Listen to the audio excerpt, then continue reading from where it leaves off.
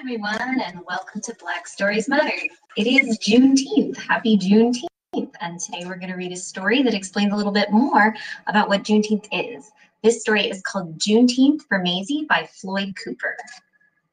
Juneteenth for Maisie by Floyd Cooper.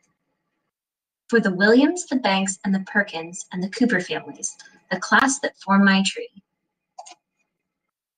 Maisie wants to play outside, but it's too late. It's getting dark, Maisie. It's time to stay inside. Maisie wants a cookie, but it's time for bed. Not now, little one. It's too close to bedtime. Maisie wants to stay up late, but she is too little. Bedtime is the rule, sweet girl. Why so grumpy, Sugar Bear? I can't go where I want, have what I want, or do what I want, answers Maisie. Well, tomorrow you can have a celebration, says Dad. What are we celebrating? Asks Maisie. We will celebrate the day your great-great-grandpa Mose crossed into liberty. The day we will be celebrated by us and many more families on a day we call Juneteenth. Dad lifts Maisie into his arms. I bet you're tired of hearing no all the time. Well, great-great-grandpa Mose heard no even more. Grandpa Mose worked in the fields that stretched all the way to sunset. He and the other slaves would be bone tired, but they had to keep going. Their masters wouldn't let them quit. But as they worked, they thought about freedom. And before they finally went to sleep at night, they prayed about freedom and made plans for change and a better future. Some slaves ran north to freedom, following a bright star in the sky. They sweat, they bled, and they cried till those cries were quieted by a single proclamation from a brave president.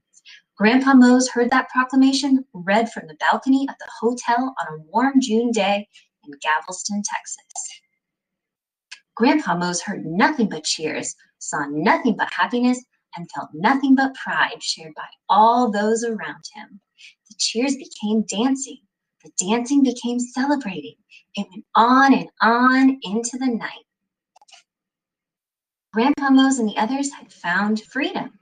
They continued to work, but this time they were paid for their hard work. So they worked, and they saved, and they never forgot the moment they heard, the moment that changed their lives forever. But things weren't perfect. Black people still struggled to stand shoulder to shoulder with white people. They still weren't treated as equals. It wasn't easy, but they never gave up. And every year on Juneteenth, they remembered. They marched for jobs, they lobbied for schools and the right to vote. They shouted for opportunity. And every year on Juneteenth, they celebrated and remembered. They learned and grew. They forgave. They excelled and achieved. They became heroes. Now, sweet Maisie, it's your turn to celebrate, just like great-great-grandpa Mose. It's your turn, Maisie, to eat some barbecue and drink some strawberry pop. It's your turn to celebrate and to remember. On June 19, 1865, soldiers arrived in Galveston, Texas, announcing the end of the Civil War and the end of slavery in the United States. It was more than 2 years after President Lincoln's Emancipation Proclamation. Celebrated every year on June 19th, Juneteenth commemorates the announcement of the abolition of slavery and the emancipation of African American citizens throughout the entire United States. I hope you have a happy Juneteenth.